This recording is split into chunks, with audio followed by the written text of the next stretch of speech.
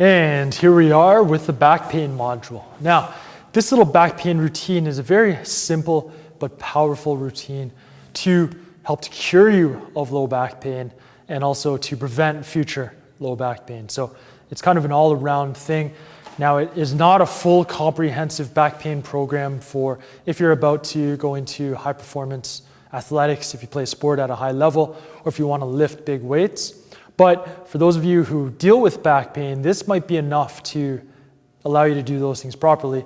However, I don't guarantee it with this routine. This is more like an intro to make sure that if you just want to generally be fit, healthy, and move free from pain and have lots of mobility, this is going to help, okay? So this routine is all about two things: core stability, activating the core muscles, all the different core muscles, and then restoring general movement pattern ability.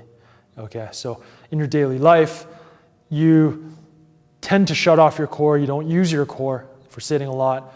And if you're sitting a lot, again, you're not doing these full range of motion movements that we should all be doing on a regular basis, because sooner or later in life, you're gonna have to do these movement patterns. And then if you're not able to do them properly, you compensate. Often where you compensate is your low back. And that's why a lot of us, most adults in North American population, have back pain. And just a second, a quick story. I suffered from low back pain for a long time. I had back surgery. You can still see, check this out. You can see that scar across my low back there. I had back surgery when I was 14. And to make a long story short, recovery from this surgery had me lying on my back for the whole summer, basically. And then I got up and I was able to move, but very, very lightly. Since from that point on, I had bouts of back pain here and there. Random things would cause it.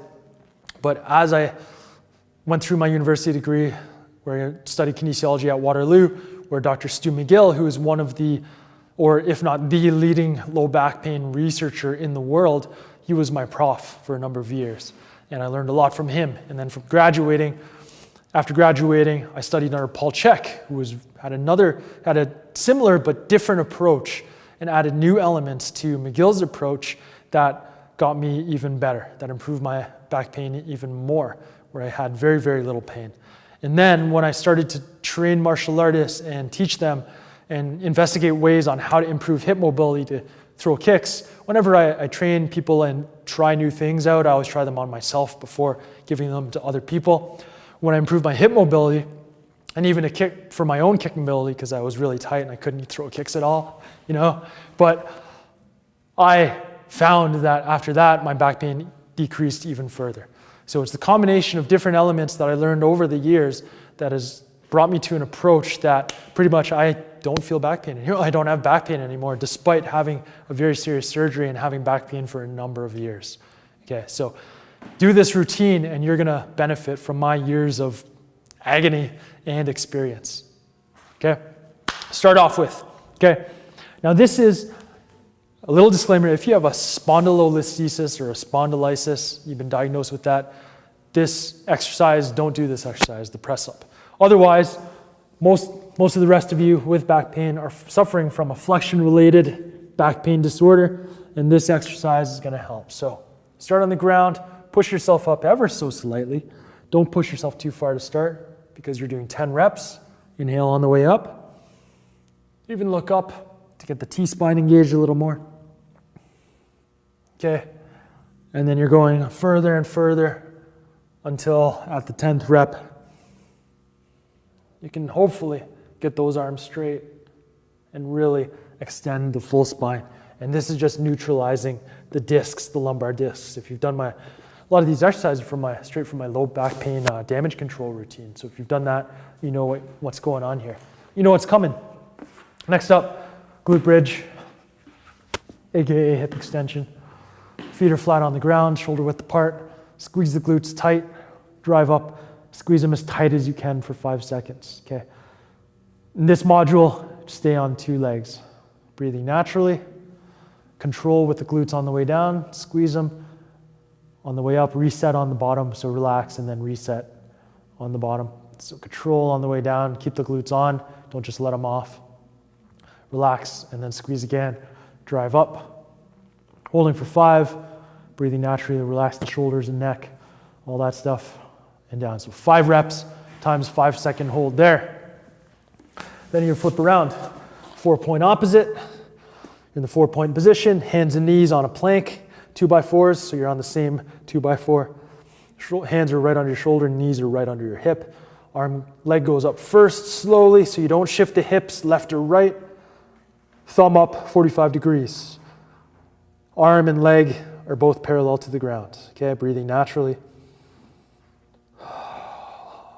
So this is working those multifidus muscles, which are very important for spinal stability. Lower down, slow and under control, and then do the other side. Leg up first, opposite arm up, holding. This exercise is so good for you. Please don't underestimate the value of this because it looks simple. If you do it right, you don't shift the hips left or right, those multifidus are going to work, and it's actually going to be a lot more difficult than it first appears. Okay, so that's the 4-point opposite. 3 per side, hold for 10 seconds. Then you go into the side bridge. So the side bridge, these are all classic McGill exercises. I like going top foot in front, so you're heel to toe. Make sure you're on the sides of your feet. You're going to bridge up, pull those shoulder blades down and back, keep the chin tucked, holding for 10 seconds, up to 10. If you can't hold it for 10, that's cool. Hold it for whatever you can hold it for. Drop down under control, relax, and then right back up again. Okay, so notice my posture here. It's like I'm standing straight. I'm in a straight line. At least I hope I am. That would be embarrassing. But breathing naturally, hold this good posture, shoulder blades back, chest out, and down. So that you're gonna do 3 reps per side, 10-second hold. Again, let me show you quick. And to give myself a little bit of balance, top legs forward, elbows right under my shoulder blades are back, chest is out, chin is tucked. I'm looking, got the sideways view here. That's when I know I'm right. Hips are up. And I'm breathing naturally. 10-second hold, down, briefly relax everything, come back up. Okay, side bridge, 3 per side. Then we rise, and we rise to do the 1.5 leg stiff leg deadlift. Okay, so with this, left foot I'm gonna start on, right leg is back, just on the ball of my foot, just for a little bit of balance, all right? Shoulders are back, let's go. Hands up at the temples, just to keep that spinal extension. Foot's flat on the ground, weight on the heel and the ball of the foot, and I'm tilting over, like so, a pure hip hinge. So this is gonna mobilize that hamstring, and if your hamstrings are tight, every time you bend over, your pelvis is gonna tuck and round your lower back and your sacral area, your lumbar spine, and that can cause disc issues in that area. So this is gonna restore that hip hinge movement pattern, the bend movement, by increasing the length of the hamstrings. So with this, you want to do 10 reps. You want to keep the glutes on the whole time. Okay, so I got my glutes on, I'm squeezing them, and then the glutes are squeezing me and bringing me forward. On the way down, I'm controlling the movement with my glute. If you've got a sleepy glute, because you sit on your ass all day, poke them. Make sure they're on. Okay, oh, there they go. Oh, that feels good. Tilting over, keeping the glute on, and up. Keep the glute on, all right? 1.5 stiff leg deadlift, do anywhere from, I like 10 reps per side. All right, that's a great movement pattern, great exercise. Okay, now we're gonna go back down to the ground. Start off with the dead bug. Dead bug, you can be lying on the ground, arms up overhead. Opposite knee to hand, push against for 2 seconds. Nice, good push. And then switch. So you're keeping your head on the ground, relax the ankle, and switch. So this is activating the hip flexors, the core, the lats in a X pattern or a cross pattern across the core. So it's engaging in a very important pattern because whenever you run, whenever you walk, this is the pattern that's necessary to keep that good stability in your spine.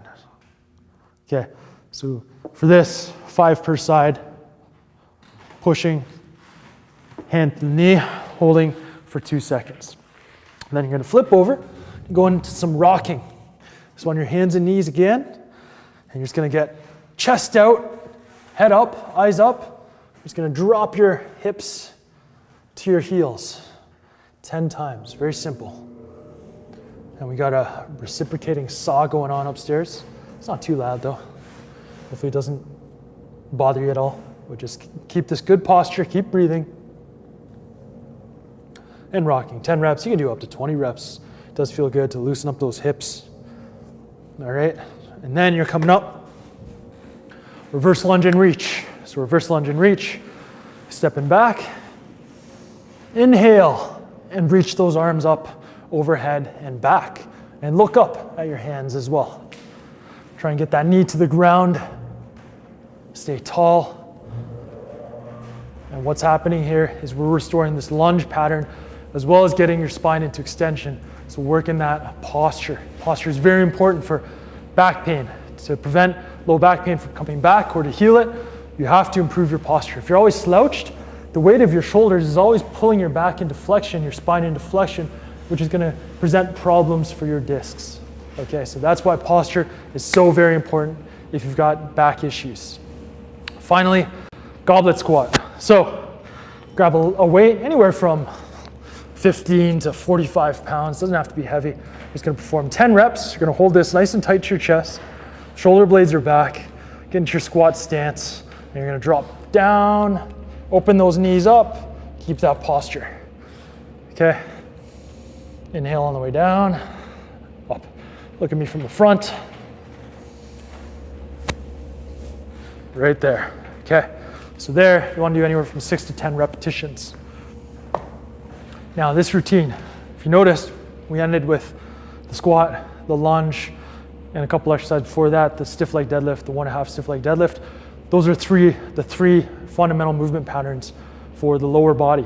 Okay, so we're restoring those, hit the core from all different angles, from the front, the dead bug, from the back, 4-point opposites, the glutes, got the side bridge, we restored the posture and the discs, the lumbar discs, made sure the nucleus in the discs isn't bulging out to the back by restoring them with the press up.